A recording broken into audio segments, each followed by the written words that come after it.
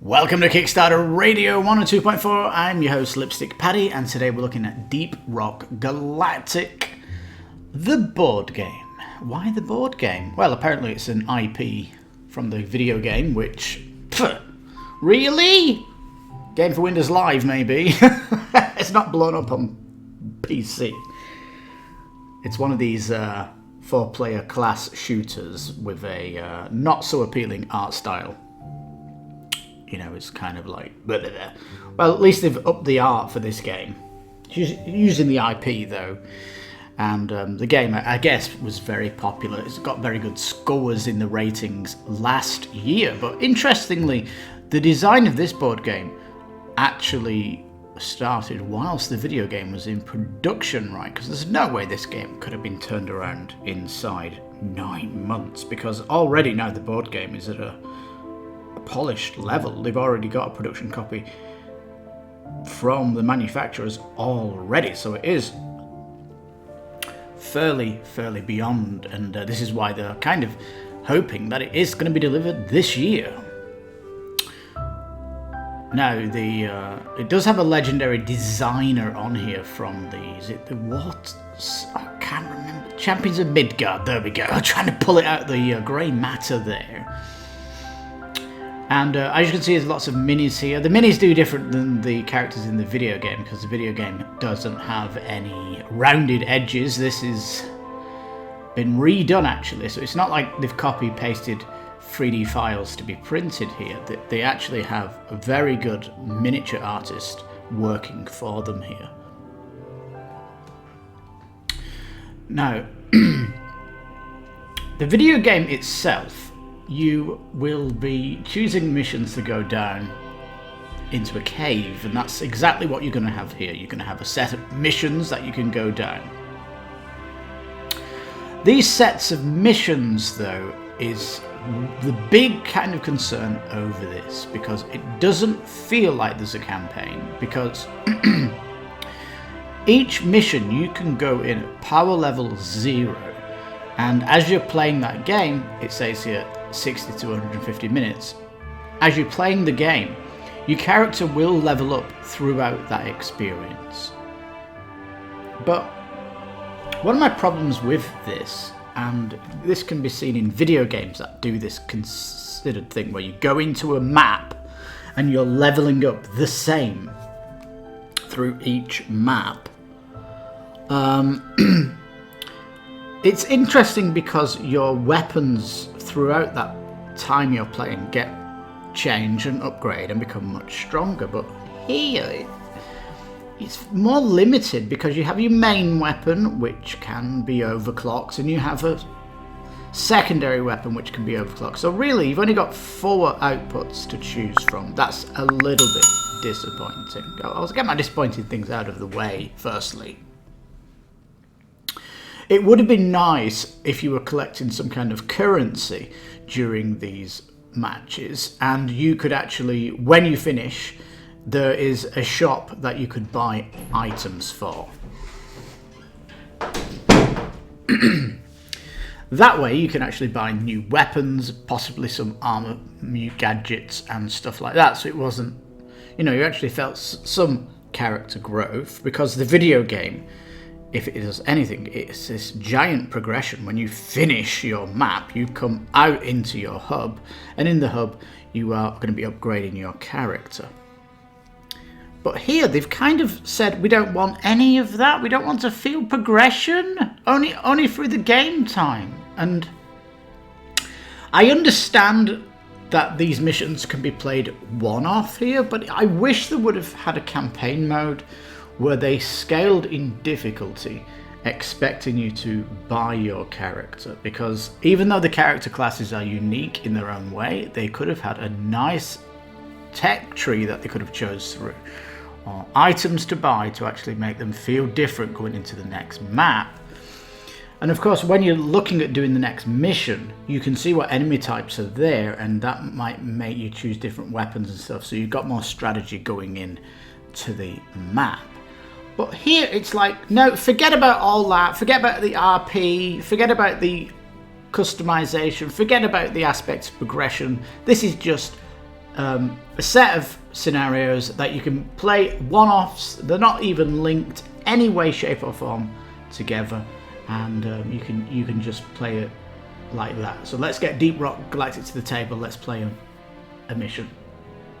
That's kind of its limitation, and that's one of the reasons why I'm not that impressed by it, really, because you've took so much from the video game. Why have you not took that amazing progression? Because, you know, going down on a scenario and finishing it, getting some winning, you know, coming back with some, I don't know, some loot that you can then change into getting better gear in between the games. That would have been great. And I don't think this potentially could happen. They have hinted that there might be expansions coming out next year for Deep Rock Galactic, so expect another Kickstarter next year. It has been unveiled.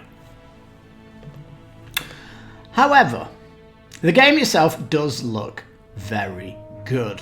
The characters, not only have their own classes and skills, but they each have a set of weapons that has a different ammo type, and certain enemies are going to be weaker against certain enemy types, so you're going to be calling in help from your buddies like that. So there's going to be some strategic play going on.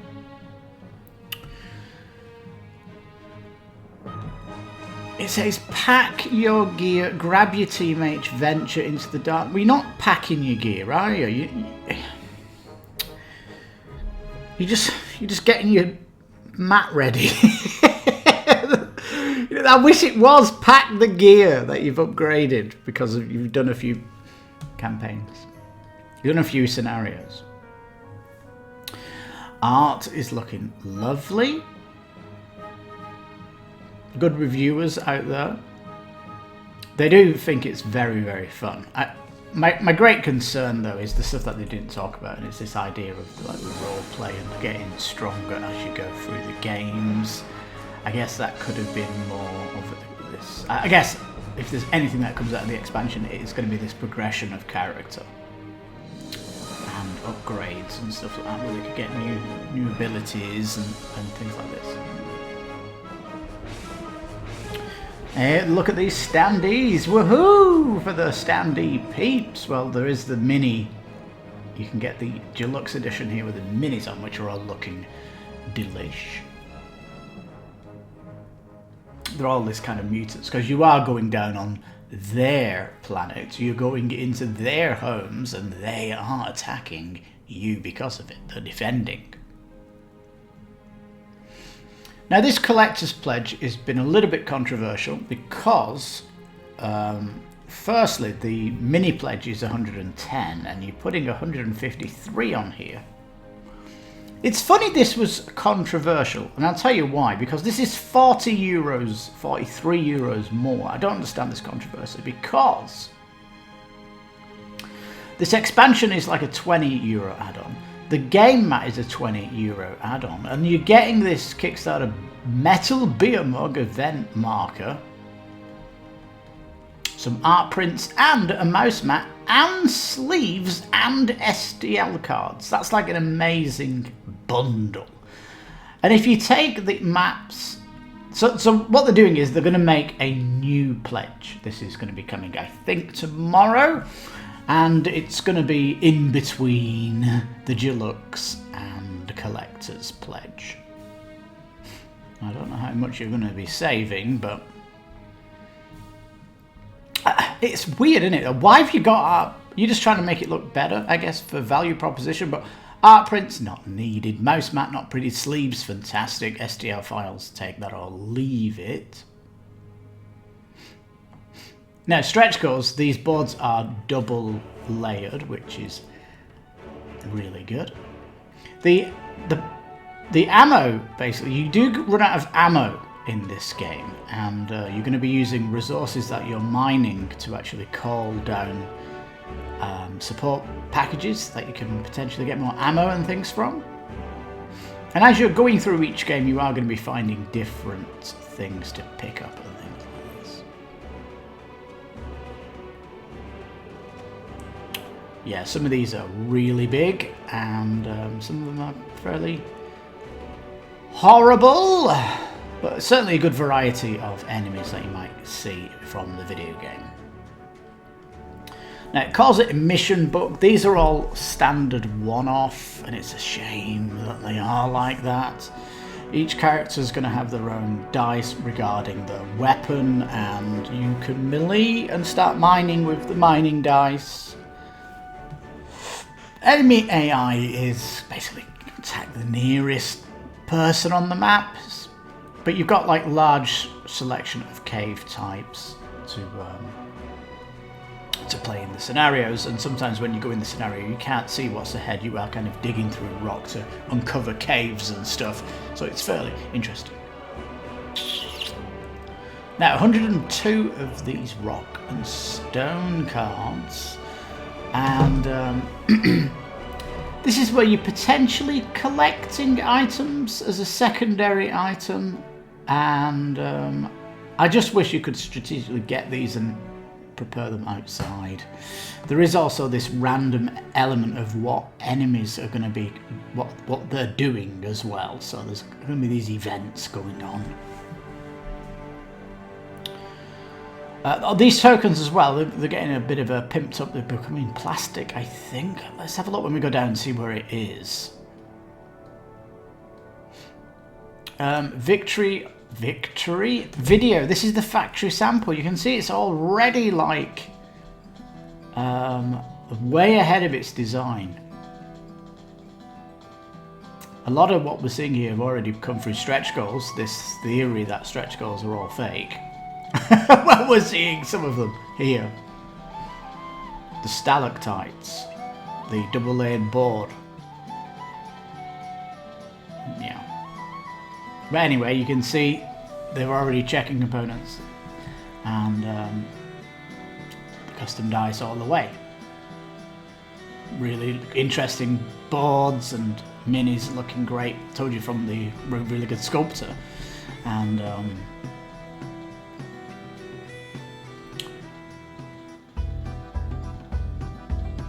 so yeah, I mean it's a long way on. I like Kickstarters when they come this far on. They're not as late in their design, and because they have an expansion in 2023, anything that you suggest could go into the expansion. So hopefully there's going to be some progression in the future, and this aspect of coming back to your hub and doing stuff, because the hub as well could give you like secondary objectives or some kind of objective that takes more than a couple of missions to uncover. I don't know. I feel it needs something extra on top of it. Yeah, minis are looking strong. Mechanics of the game look strong as well if you watch the playthroughs. It does look like an interesting game. I just like that concept of like, when I play that game a second time with the same playgroup, I like to feel like we've done something and brought something over to the second game. That would have been nice to, you know, have something nice to come in with it. I don't know. It's one of the exciting things about dungeon crawls is going up, getting that character getting stronger, but it would have been nice to have here. I just want to say, in the video game, your character does get progressed and stronger in the video game, and they seem to have deliberately ignored that coming in here. They wanted it all to be in one game event night. So here you go. The stalagmite tokens are minis now. That's probably the first fake stretch goal. 2 extra missions, that brings it up. And 10 is it now? And more event cards. This molly for storing, this is quite nice. And if you watch the playthroughs, they have these, like, again, a fake stretch goal. You just put any of the gems that you're mining and put them in here. I mean, they're going up with you back into the hub in the video game. Like, here it's so abstract. But can you not spend them and get something in between rounds? I mean, it just sounds like a deck of cards they need to add or something. I don't know. Plastic insert though, I don't know if this was set in stone, but this is a good one. They have the it has gone bananas, hasn't it? This is really exploded. So dual board, more cave segments, more of these weapons coming in, and crystals. We saw them in the unveiling. Bosco, this is a miner if you're playing solo, so this guy can act as a different miner. So yeah, it has a solo component. One of the characters does have a sentry gun as their special ability. It does have a strange stretch goal. This is the good one though. It's the plastic add-on. I think the new pledge is going to have this in as well. More missions now up to 12, and supply pod when it drops down as a mini. I think it will get that. This is a very odd one that it wants 10,000 followers on their Facebook page. Like, why aren't people doing this? I do find on these Kickstarters sometimes their social side is bonkers, and 10,000 is quite a lot. I don't know why they wouldn't have done a, I don't know, 5. 10,000 is a lot. 2,500, then a 500, then a 750, then a 10. That's kind of a lot to have a big social stretch goal. I think they've gone past 50% of that anyway. But yeah. So this first expansion, it's adding new cards that can be randomly pulled during the game. So there's a potential chance you're going to pull these goo from aboves into your map. So it's just adding more variability to the enemies. And really that's all it's doing, this box, just more enemies. It doesn't have any kind of cards in here for your people.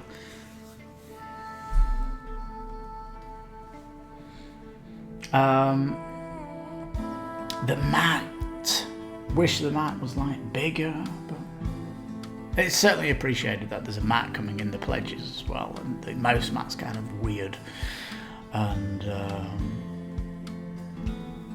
it's funny, you can't like get an add-on for the sleeves. It's like you've locked the sleeves behind a pledge. It's bonkers, that. It really is strange. Rulebook is here. You can check out the how the missions work as well.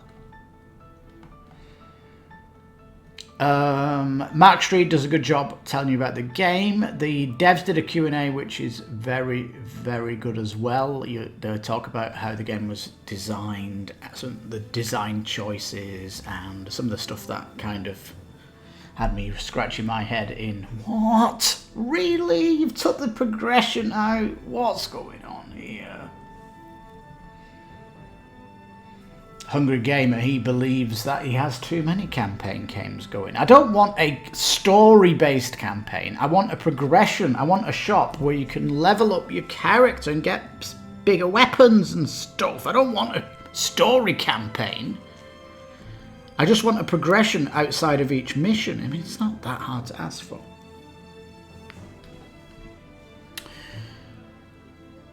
But there we are. So, pledge-wise, not too bad considering the amount of minis and stuff you're getting in the box. And potentially, you know, they've said the deluxe pledge is going to have most content in it, bar the mat, the plate mat.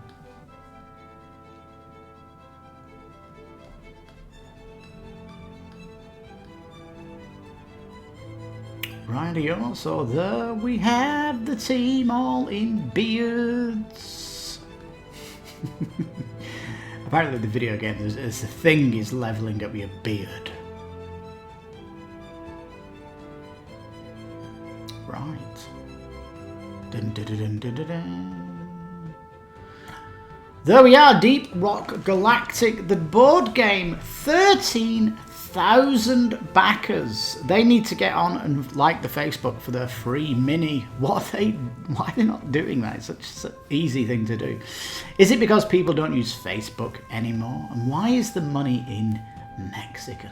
It's because I'm not logged in, is it? There you go, 1.6, almost 1.7 million euros.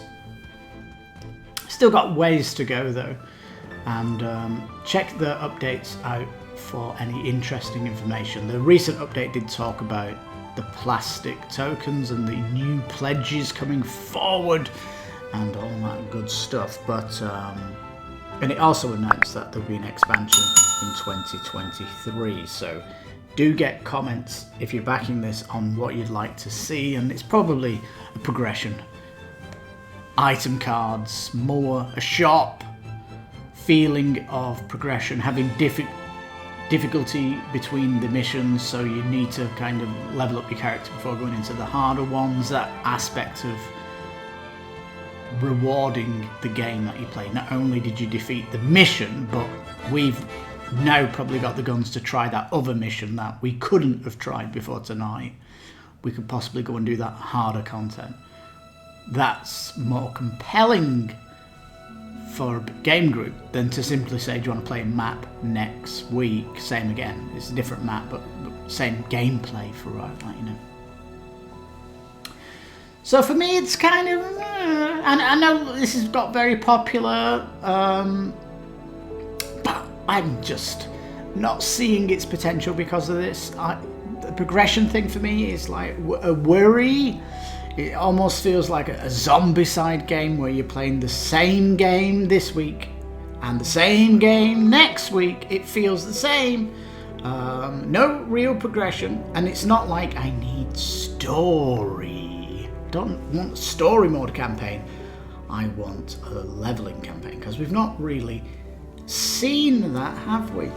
I mean, if you look at Madara and you take away the story, in between each dungeons, you are absolutely going to the shop and buy new skills and new weapons, items. Oh man, why have they not got this concept outside of dungeon crawlers is beyond me. Because it's so popular in video games. Why is it not coming to video game IPs? It just blows my mind. Just silly, idiotic, and hopefully an expansion in 2023 will solve it, because at the minute I just think it's a cake coming out the oven that doesn't have a cherry on the top. So on that bombshell, thank you so much for watching. I've been your host, Lipstickpaddy. This has been Kickstarter Radio 102.4, and if you like the content, please give it a thumbs up and think about subscribing if you like the commentary. So thank you once again for watching, and you take care, stay safe, and bye-bye for now.